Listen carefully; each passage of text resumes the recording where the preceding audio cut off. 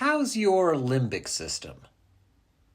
At this time of year, a lot of people commit themselves to getting into shape, so they are moving their arms and legs more.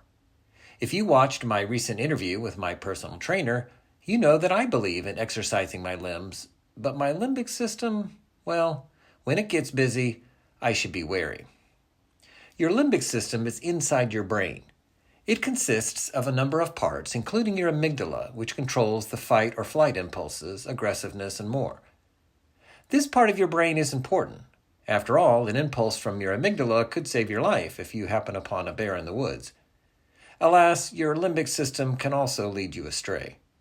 To take an obvious example, aggressiveness can make you do things you will regret. How did that barroom brawl work out for you? Another part of the brain can rescue you from making these mistakes, if you give it a chance. The neocortex is responsible for something called executive function. In other words, it can override the primitive impulses arising in the limbic system and protect us from actions that would hurt ourselves or others. Psychologist Jonathan Haidt has a useful metaphor for these two psychological entities, the elephant and the rider.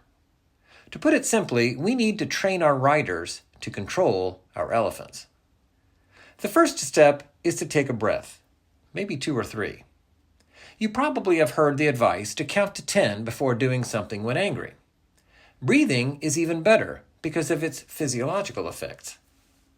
A New York Times article reports, quote, consciously changing the way you breathe appears to send a signal to the brain to adjust the parasympathetic branch of the nervous system, which can slow heart rate and digestion and promote feelings of calm, as well as the sympathetic system, which controls the release of stress hormones like cortisol. Unquote.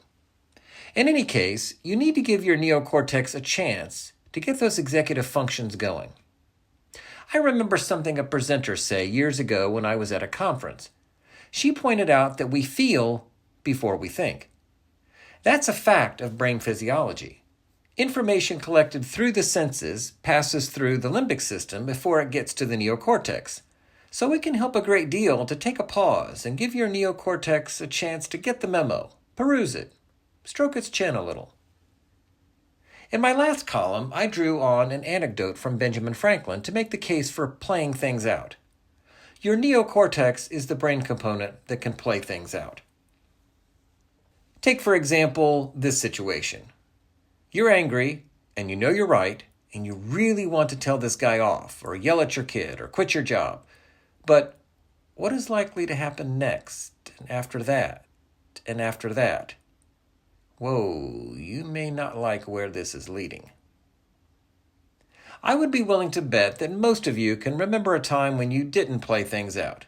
Maybe didn't even let your neocortex read the memo. Did you like the result? I'm guessing that you didn't care for the way things played out 9 or even 10 times out of 10. Benjamin Franklin wasn't always good at playing things out. One endearing and instructive aspect of his autobiography is that he recounts his mistakes, which he calls errata, a printer's term for errors in a book, along with his successes. For example, he tells the story of a friend who left town and his sweetheart for a period of time. Seizing this opportunity, Franklin admits that he, quote, attempted familiarities, another erratum, which she repulsed with a proper resentment.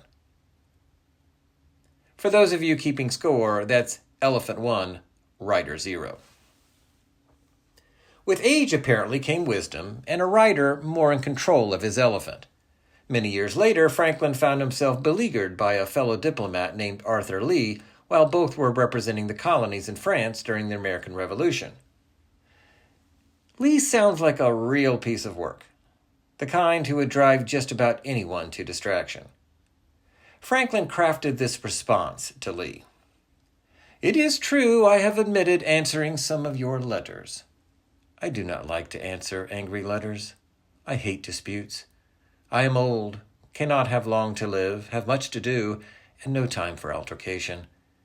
If I have often received and borne your magisterial snubbings and rebukes without reply, ascribe it to the right causes. My concern for the honor and success of our mission, which would be hurt by our quarreling, my love of peace, my respect for your good qualities, and my pity of your sick mind, which is forever tormenting itself with its jealousies, suspicions, and fancies that others mean you ill, wrong you, or fail in respect for you. If you do not cure yourself of this temper, it will end in insanity, of which it is the symptomatic forerunner, as I have seen in several instances. God preserve you from so terrible an evil, and for his sake, pray suffer me to live in quiet. Franklin's words, for all of their eloquence, betray his exasperation, and perhaps a hint of seething anger. But here's the thing. Franklin never sent the message. His neocortex took over and provided some invaluable restraint. Score 1 for the writer. In his autobiography, Franklin articulated a piece of advice that probably arose from his experience dealing with difficult people like Lee. It goes, "Forbear resenting injuries so much as you think they deserve." That's good advice from Franklin's writer, one that all of us should remember. Your limbic system is trying to help you. He really is. Still, without a neocortex to play things out and exercise some executive functions, your limbic system can wreak havoc. Take some time, breathe, consult your neocortex.